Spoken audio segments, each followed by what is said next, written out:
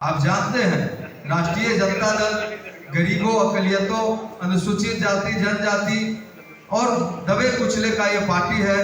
इसके मुखिया आदरणीय लालू प्रसाद यादव जी हैं और वो लालू यादव जब राष्ट्रीय जनता दल को गठन किए तो आप जानते हैं कि 1997 में जो उन्होंने गठन किए वो विकट परिस्थिति में इसलिए गठन किए कि वो अपने जो भी हमारे पीछे दबले कुचले लोग हैं वैसे वैसे लोगों को कैसे आगे बढ़ाएं। लालू यादव ने हम लोगों को बोलने का अधिकार दिया, बैठने का अधिकार दिया। उन्होंने जो किए वो सामाजिक न्याय का विकास के योद्धा माने जाते थे। आज आदरणीय तेजस्वी यादव जी हम लोगों के नेता हैं, युवाओं का आइकॉन है, भाई धड़कन है, आज हमारे सूबे में उप मुख्यमंत्री भी हैं। इन्होंने भाई लालू यादव के विचारधारा को आगे ले जाकर सामाजिक न्याय और आर्थिक न्याय की जो इन्होंने आज परिवर्तन लाके दिखाने का काम किए हैं। तमाम लोगों ने भाई यहाँ पे सभी लोगों ने अपने अपने विचार दिए। उनका सोच था कि 2020 के बिहार विधानसभा का जब वो चुनाव लड़ रहे थे तो सबसे पहले वो चाहते थे कि जो हमारे युवा पीढ़ी ठगे गए, जो उनको 2014 में वादा किया गया था कि भाई आपको 2-2 करोड़ हर साल, केंद्र के वादा था कि 2-2 करोड़ हर साल रोजगार देंगे, 15-15 लाख खाता में देंगे। तो वो जुमले सरकार को भाई वादा खिलाफी सरकार को जवाब देने के लिए हमारे तेजस्वी यादव जी ने घोषणा किए थे कि मैं जब बिहार में सरकार बनाऊंगा तो सबसे पहले युवाओं को जो मेरा ठगा गया है उस युवा को 10 लाख सरकारी नौकरी देने का काम करूंगा। लेकिन कहीं ना कहीं हम लोग कार्यकर्ता बहुत मेहनत करते हैं, बहुत खून पसीना करके राष्ट्रीय जनता दल को सबसे बड़ा पार्टी जरूर बनाए, लेकिन सरकार बनाने से कुछ सीटों से वंचित रह गए। वो कहीं ना कहीं हम लोग यहाँ बैठे हैं, उसमें चिंतन करने की जरूरत है। पार्टी के बैठक में चिंता करनी चाहिए कि आज सप्ता देवी बैठी है बहन हमारी, कितनी वोट से हार गई, बहुत सी चंद वोटों से हारी। आज समता देवी हमारी एक विधायक होती तो 1 सीट बढ़ता और जिले से हमारा ऐसे ही अगर 5 सीट और 7 सीट मिलता तो आज हमारे मुख्यमंत्री तेजस्वी प्रसाद यादव जी होते। लेकिन कार्यकर्ता मेहनत करते हैं, वो चाहते हैं कि हम अपने पार्टी को जिताएं, लेकिन थोड़ी सी और मेहनत करने की जरूरत है। क्योंकि हर बूथ पर यहाँ सुभाष भैया बोल रहे थे, ये सच्चाई है, बूथ को जीतिए तब आप पंचायत जीतिएगा, प्रखंड जीतिएगा, तब आप विधानसभा और लोकसभा जीतिएगा। यानी अपने बूथ को कैसे मजबूत करें, एक एक कार्यकर्ता को एक ख्याल रखना होगा। बहुत से हमारे कार्यकर्ता आते हैं, वो कहते हैं कि पार्टी हमको क्या दिया, लेकिन ये राष्ट्रीय जनता दल ही है जो एक एक पार्टी को मान और सम्मान देने का काम किया। गरीब से लेके एक एक लोग कार्यकर्ता जो अभी बता रहे थे कि परवा देवी 20 साल से थी, परवा देवी को छोड़ दीजिए, सतीश दास जी कहाँ संघर्ष कर रहे थे, विनय यादव कहाँ संघर्ष किया।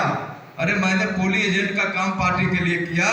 2000 में मुझे याद है कि मेरे मंत्री शकील अहमद हमारे विधायक होते थे, 97 में मैट्रिक के एग्जाम दिए तो चाचा जी बोले तू ही पोली एजेंट रहना, तो मैंने पोली एजेंट कराने का काम करता था।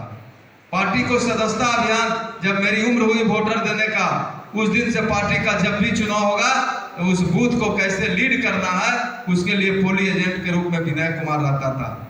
बाद में मुझे प्रखंडों में जगह मिली, फिर मैं यहाँ पे भाई युवा का भाई उपाध्यक्ष बना जिला में, और बाद में मैं सहकारिता प्रकोष्ठ का जिला अध्यक्ष बना। और पद मेरे लिए कभी कुछ नहीं रहा, लेकिन गुरुआ विधानसभा 2010 के बाद वहाँ कोई नेता नहीं थे, नेता विहीन हम लोग हो गए थे। जब हमारा कोई विधायक नहीं था तो कहता था पार्टी कैसे चलेगा, लेकिन एक एक कार्यकर्ता को हाथ से हाथ मिलाकर और इतनी मजबूत किया कि गुरुआ विधानसभा को हम लोग हर जगह पे सबसे ज्यादा भागीदारी देने का काम करते हैं। आज आदरणीय लालू यादव भाई विनय कुमार को सिंबल देके गुरुआ भेज दिए। मुझे यह एहसास नहीं था कि मैं गुरुआ का विधायक होगा। गुरुआ में कहीं की जाओ और उस विकट परिस्थिति में कि 10 विधानसभा हमारा जो है तो लोग कहते थे कि सबसे अगर राजद की कमजोर सीट कोई है तो गुरुआ है, और उसको सबसे मजबूत से हम लोग जीतने का काम किए और हंसते खेलते हमारे नेता ने हमको टिकट दिए और वहाँ के लोगों ने मुझे विधायक बनाए। आज देख लीजिए हमारे नेता लालू जी का सपना था, भाई सब लोग बोले कि भाई आरक्षण को बढ़ाना है, जातीय जनगणना को, आर्थिक जनगणना को लागू करने के लिए। सही बात समता दीदी बोल रही थी। हम लोग उस गर्मी के पसीने में भाई हम लोग डाक बंगला चौराहा हर पसीना में पैदल मार्च किए थे। भाई गांधी मैदान के 5 नंबर गेट पे हम लोग दिन भर धूप में धरना किए थे। तो लालू यादव का सपना पूरा हुआ और जो हमारे जगदेव बाबू, बीपी मंडल जी और हमारे कर्पूरी जी, लोहिया जी का सपना आज साकार हुआ। अब समझते हैं कि 27% आरक्षण लाने में बीपी मंडल जी के उस जमाने को पूछिएगा, यहाँ बैठे हमारे जो पुराने कार्यकर्ता हैं, खून पसीना लोग बढ़ाए कितने वहां पे आप देख रहे हैं कि हमारा जो एक कार्यकर्ता को उस समय बल लगा था, लालू यादव से लेकर एक लोग ये चाहते थे कि भाई बीपी साहब के आरक्षण लागू हो, लेकिन कुछ समंती ताकतों वहां बैठे थे, वो चाहते थे कि आरक्षण को लागू नहीं करें।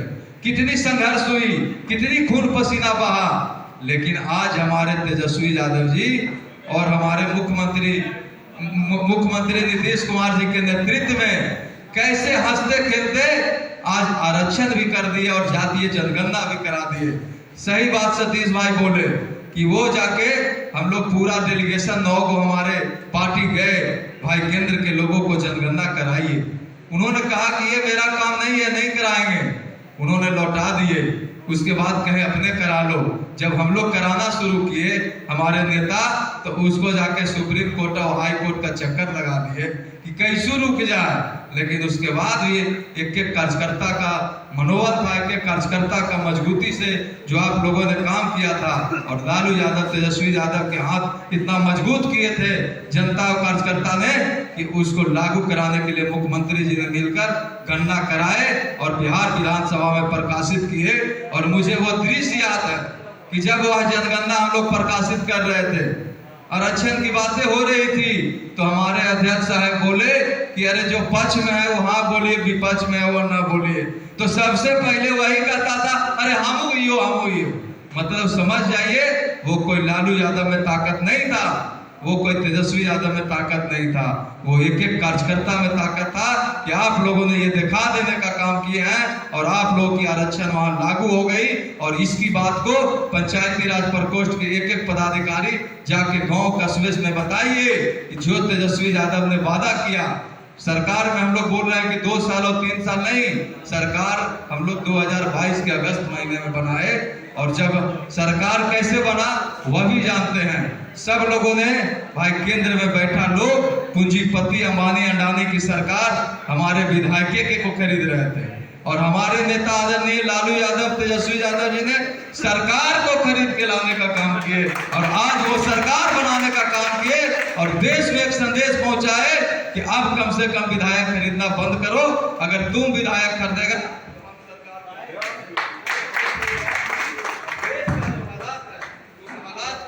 भाई, जो आज आपातकालीन का स्थिति बना हुआ है देश में, देख रहे हैं कि जो बोलेगा उसी को जेल भेजो, जो लड़ेगा उसी को जेल भेजो, वो डरा के सरकार चलाना चाहता है। तो ये नहीं चलने वाले हैं। आदरणीय लालू यादव, तेजस्वी यादव कभी झुकने वाले नहीं है, और उन्होंने जो वादा किए वो एक कार्यकर्ता को आज पूरा करने के लिए आज देख रहे हैं शिक्षक बहाली 1,20,000 और विभिन्न पदों पे, चाहे वह स्वास्थ्य में हो, पुलिस की बहाली हो, दरोगा की बहाली हो, और जिन जिन विभागों में है सबकी बहाली। वो कहें कि मैं सरकार में नहीं था, विपक्ष में था, लेकिन जब साझे की सरकार बनी तो मेरा जो एजेंडा है वो जरूर लागू होगा।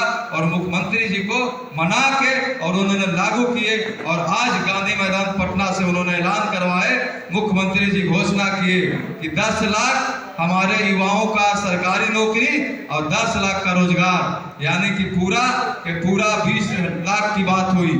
तो अब बहुत कुछ हो गया, बहुत कुछ हम लोगों को भाई लंबा विस्तार से हम लोग बोले।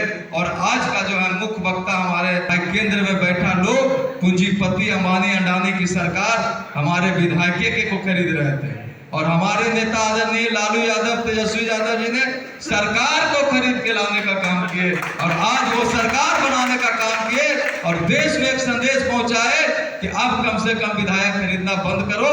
अगर तुम विधायक खरीदेगा